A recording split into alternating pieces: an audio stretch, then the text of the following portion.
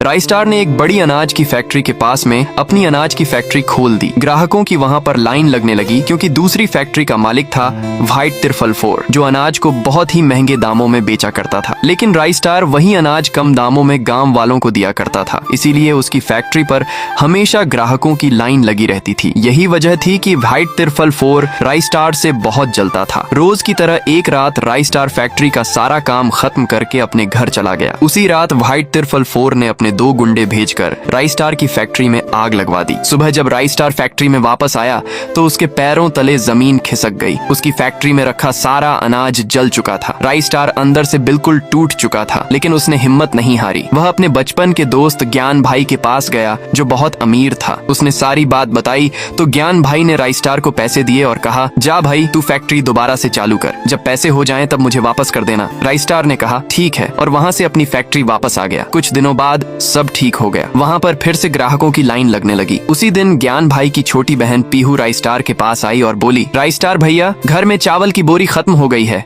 एक बोरी चावल दे दो। राई स्टार ने कहा, अरे बहन यह फैक्ट्री ही तेरे लिए है, और उसने एक चावल की बोरी दे दी। पीहू उसे अपनी बाइक पर लाद कर अपने घर ले आई। घर लाकर उसने खाना बनाया और खाया, लेकिन कुछ ही देर में पीहू की मौत हो गई। जब यह बात ज्ञान भाई को पता चली तो वह राई स्टार के पास गया और गुस्से में कहा, राई स्टार तुझे मैं अपना भाई मानता था, तूने मेरी बहन को कैसे मिलावटी चावल दिए जिसे खाकर उसकी मौत हो गई। अब आगे क्या होगा वह देखने से पहले अगर आप लोग राई स्टार के सच्चे फैन हो तो चैनल को सब्सक्राइब करके कमेंट में लाल दिल जरूर भेज देना। जब राई स्टार ने सीसीटीवी चेक किया तब उसे पता चला कि रात में व्हाइट तिरफल 4 उसकी फैक्ट्री में आया था और उसके अनाज में जहर मिलाकर चला गया था। राई स्टार और ज्ञान भाई दोनों समझ गए थे कि असली खूनी कौन है। अब आगे क्या होगा वह देखने के लिए नेक्स्ट पार्ट जरूर देखें।